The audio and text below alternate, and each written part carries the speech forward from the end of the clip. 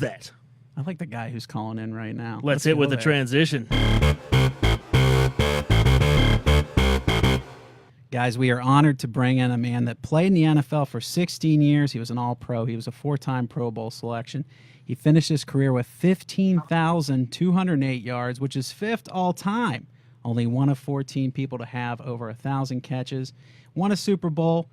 And now he finds himself in the podcast game too, Dave. He's co-host of the Run Past Option podcast with Doc Holliday. We are honored to bring in Isaac Bruce. Isaac, how you doing tonight? Hey, fellas, what's going on? I'm doing well, man. How about yourself? Doing well, doing well. I got to ask you, Isaac, the podcast game, how do you like it so far? How's it going for you? Hey, you know what? I enjoy being the boss. I enjoy having a very personal relationship with the producer, which is my partner, Doc Holliday. Yeah. I enjoy being able to, have my own feed and have my own opinion and being able to voice it. So I'm getting positive feedback from it. So I'm looking forward to turning it into something huge, man. I like it. Very cool, very cool. Well, let's start at the beginning, Isaac. So you come out of Memphis State. You're drafted 33rd overall by the Rams of L.A. at that point. Then the team moves to St. Louis in the second year. Were you aware when you were drafted that, hey, we might be shipping out of town here? Well, you know what? When I got drafted, we weren't just hearing rumors. I think it was pretty much a foregone conclusion that we were going to be vacating Los Angeles. And me being a young 21-year-old new millionaire, I wasn't too happy about that. I enjoyed Los Angeles. I spent 2 seasons in junior college in Los Angeles, and to be back with the Rams, I thought I was in a pretty good space. But, we ended up leaving in 1995, headed here to St. Louis. Yeah, so in the rookie season there, you guys have your 5th consecutive losing year. There are the rumors and innuendo going around that you guys are moving. Chuck Knox gets fired. It had to feel sort of like when you went to St. Louis, though, you guys hit the reset button, right? Oh, absolutely, in a huge way. I think prior to that point, I hadn't really experienced a home field advantage as far as the pros were concerned. The stands were pretty spot in Anaheim at that time. But by the time we came to St. Louis, man, with the move itself, we were guaranteed a 5-year, sellout crowd. So guys were excited about that. I was excited about it. The very first home game that we had was held in Busch Stadium, the iconic stadium here in St. Louis, and the crowd was really, really amazing, man. And they were hungry for football.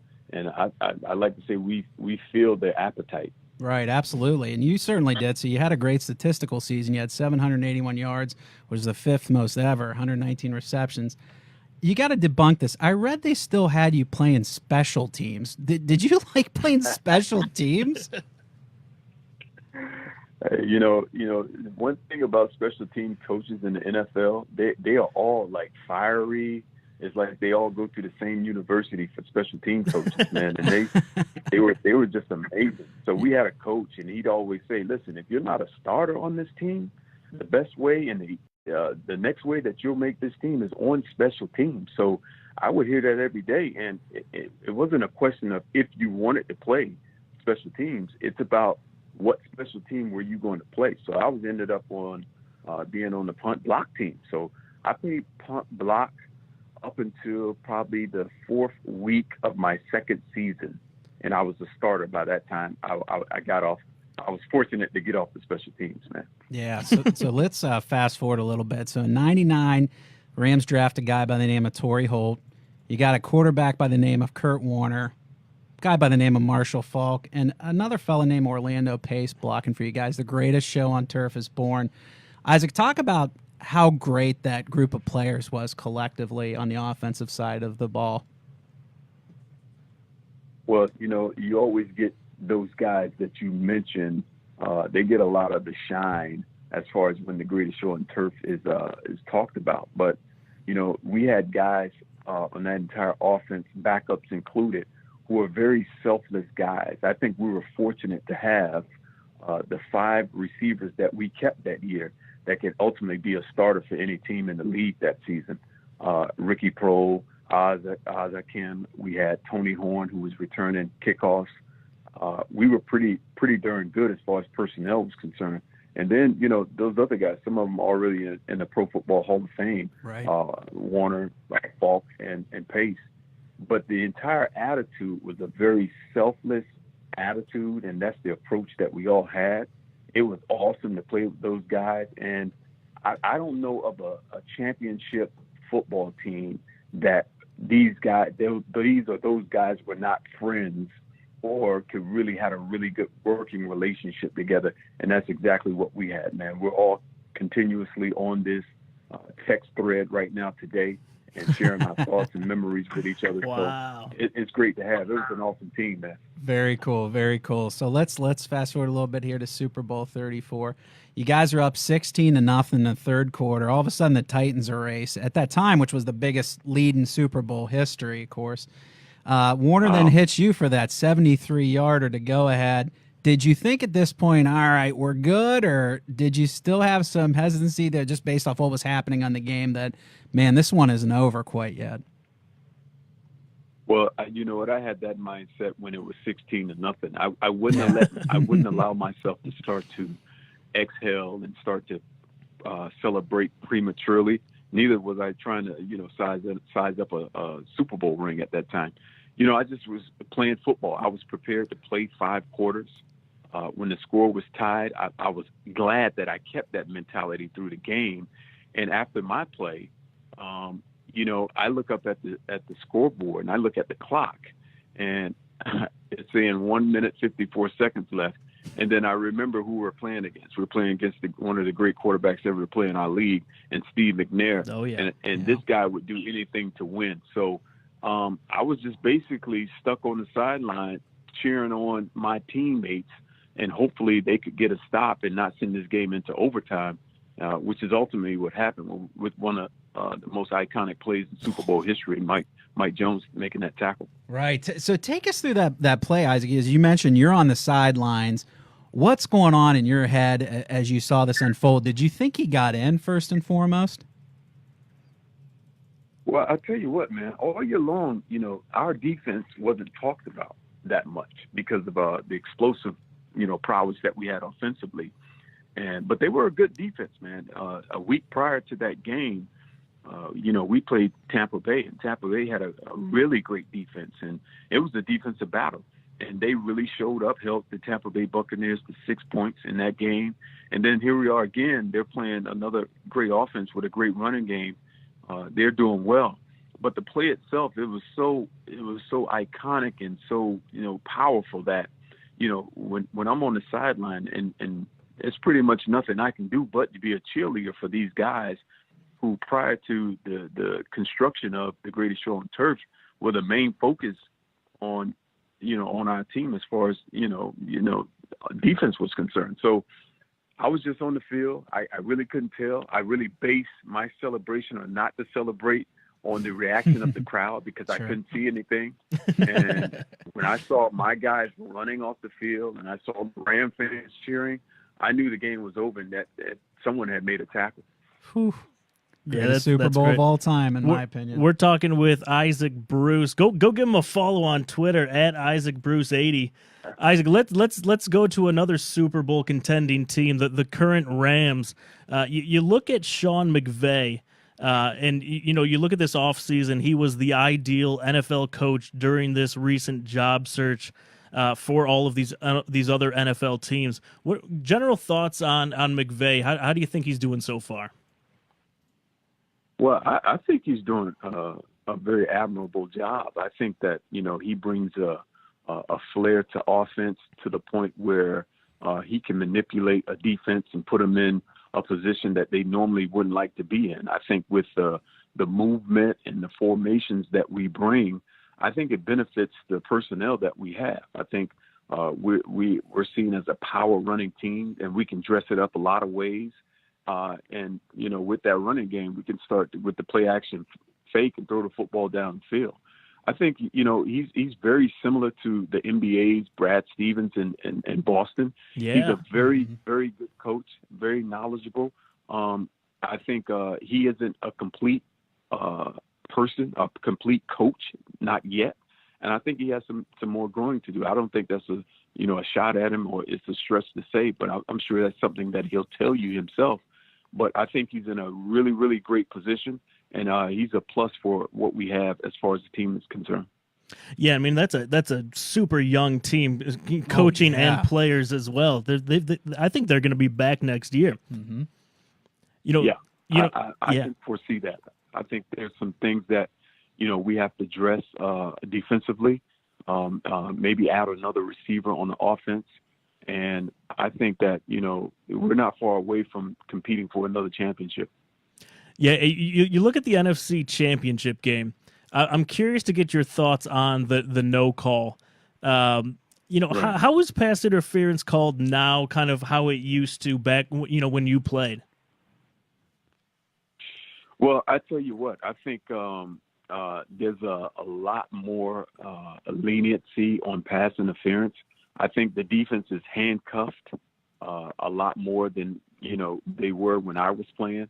Okay. I think they got away with a lot more stuff, today than versus when I was playing. I mean, stuff, pass interference when I was playing, it was legal.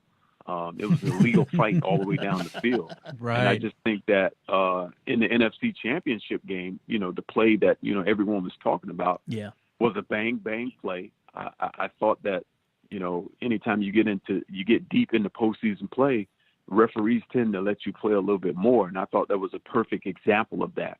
I don't think that back judge wanted to be the guy to be there, with the game being so close and so much riding on the game.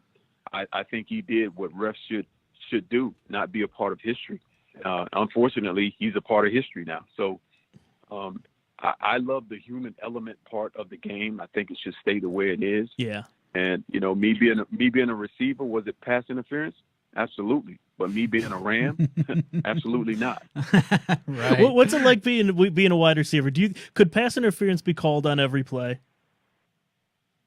Just about. I think, if you spend any time playing the position at that level, your mindset is to play through the grabbing, play through the holding, make sure that you adjust to the way the referees are calling the game at that particular moment. So I think that as soon as you know that part of it, you can make an adjustment as far as the way you're going to play that game, and not really put your trust or be looking for calls every time you run down the field.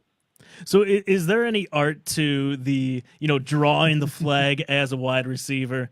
Did you sell it at all on your way to 15,000 plus yards?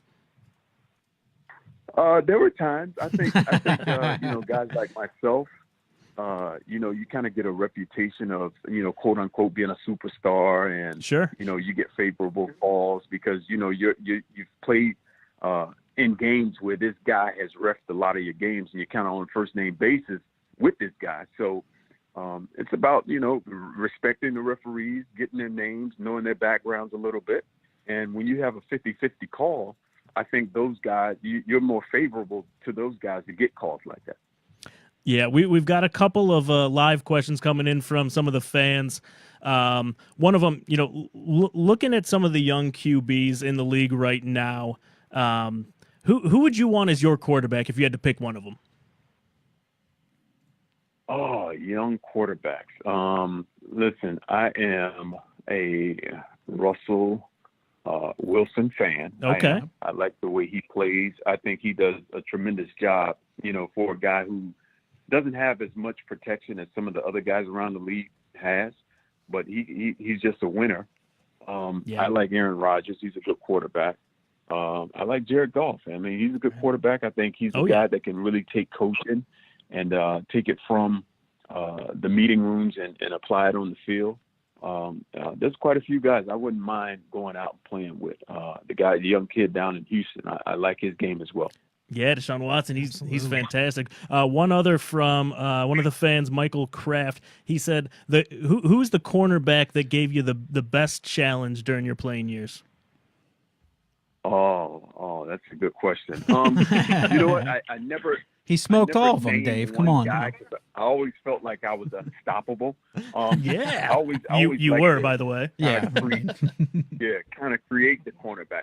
A guy that would study. He would study my alignment. He would study route combinations. He would study formations. Guys who took the time to do that, they ultimately gave me a bigger challenge than some guy who was probably 4'3", can bench press 225 15 times and wanted to show me how quick and fast he was. Those guys I never had problems with. It was the guy that did the homework, the things that were unseen, like reading my splits and that type of stuff, that were the bigger challenge to me. So let's move forward to the Hall of Fame. So you were a finalist for the third straight year for the Hall of Fame. I know 15,208 reasons why you should be in. I'm struggling to find any reason why you're not. Third straight year. Why are you not in there? Guys, that's a really good question. Right? You know Right. what? I not only advocate for myself, I advocate for other people, like the great Barry Bonds, the great Roger Clemens. I mean, I'm not sure. I mean, people say trust the process. I've never been one to trust a process about anything. Right. I think that from my experience outside looking in, and the way the wide receiver has been treated as far as this, Hall of Fame thing is concerned, I think it minimizes a lot. I think it minimizes the Hall of Fame at times, because I don't think it's fair to a player to his entire career be labeled as a future Hall of Famer. And some of us Sure. are labeled future first ballot Hall of Fame. Sure. Yeah. And Right. then, after your playing days, you actually having those same people really scrutinize why you should a lot less and why you shouldn't be. So I don't get that. I mean, I mean, guys like Larry Fitzgerald, what is it saying to Larry? I mean, what is Yeah. it saying to guys like AJ Green in Cincinnati, who isn't in a big market, but Sure. but obviously they're having very productive careers. So what's that saying to them? And I mean, when you look at my career, I finished second. 15,000. yeah. I was the second person to ever go over 15,000 yards. My body of work is my body of work. 22 quarterbacks. I would have loved to play with 2 Hall of Fame quarterbacks my entire career, but that's just not the way the cards were dealt to me. So Sure. I'm not sure what the issue is. I mean, if there's a character clause that's not being publicly stated by the committee. I mean, you played Maybe the it needs to game be- perfectly. Yeah. You're a philanthropist. You're an awesome guy. Right. There's literally nothing that on paper or in your life that anyone can really say that. I mean, Jay and I were talking about it last week on the show. Yeah. And we're like, oh yeah, he'd be a lock. Yeah. Absolute lock. Absolutely, yeah. So you're sitting in the room talking about the knock. You're sitting in the room. You're waiting for that knock on Super Bowl Eve. It doesn't come. You get the call instead. What are the feelings? I know this is the third time doing it. What are the feelings going through your head Right. at that time? Well, you know what? I had a conversation with one of the other finalists that ended up being selected this past season, and I won't name him, but his thoughts were pretty much my thoughts. You go through pretty much a lot of emotions, from disappointment to anger, and you start to question the process, the people that are choosing, and you just think about, he was telling me, we have to get family members to come to the location, because you want to share these things with your family. You want to share this Sure, with your sure. teammates, the guys, the coaches who helped you get to this point. And, sometimes you have to spend money to get these guys there. So when you see that you're so close, and you kind of have an inkling that it may happen this year and then it doesn't, I mean, you go through many emotions, disappointment being one of them, anger being another, but I have this 24-hour rule, man. I keep the anger just for a little while, but after that, I have to let it go. And I have a strict no self-pity policy that I keep, right. and I just move on. Yep, very good. Yeah, so when that call comes in, David Baker, Hall of Fame, do you get any type of rebuttal? Like, if you ever want me and Jay to be on the conference call with you there talking with we'll David do it Baker, with you, Isaac. we'll go to man. bat, man. Well, maybe I should, because I'll tell you this: the only news that I've heard, everything leaks now. I mean, the leakage out of the room is that, well, he seems like he doesn't care, or he needs to be a little bit more angry about the process and not being chosen. And I'm like, that's confusing, because, like I mentioned, the character clause that they obviously held against other people as far as their body of work is concerned. But at the same time, you want me to publicly bash someone for not choosing me? Number one, I don't think that's in my character. Number two, I never argue with the people that are being voted in, because obviously they had a great career or they wouldn't be a finalist. So that's just not who I am. And I think it's unfair to finalists, it's unfair to the public, and it's unfair to have statements leak out and have that place on a person like myself. Right. Well, Isaac, we're calling it right now. We cover the Hall of Fame game. We cover the festivities. We're going to be down there this summer. You're getting in. We're going to give you the big play rub, but here's the condition now. When you're up there on the stage and you're thanking guys like Kurt Warner, Orlando Pace, you also had to mention the Big Play podcast. Is that cool? Hey, that's cool with me. That'd be easy, man. I definitely give you your 15 seconds of fame. You're the man. I appreciate that. Hey, Isaac, we can't let you out of here before giving you a chance to plug the Isaac Bruce Foundation. Tell us about the good things you guys are doing over there. I tell you what, we're still based in St. Louis, and this is the season where we do our annual scholarships. We do $5,000 for St. Louis, $2,500 for Broward County in South Florida, where I'm from, and $2,500 in Memphis, where I went to school. So applications are rapidly coming in. We got Flight 300, which is my baby, where we take we supply students who, for example, live in St. Louis, but they do their studies in Memphis and can't afford travel. So we provide that travel for them. All the info, you can go on the Isaac Bruce website. That's isaacbruce.org, and see what we're doing. We're always looking and taking donations. It's a great foundation, man, and we ask that you come and be a part of it with us. Absolutely. Isaac, it was a pleasure, my friend. We appreciate you taking some time for us tonight. We're going to see you in Canton this summer, my friend. We'll talk to you soon. Thank you for your time tonight, guys. That's Isaac Bruce. Thank you, sir.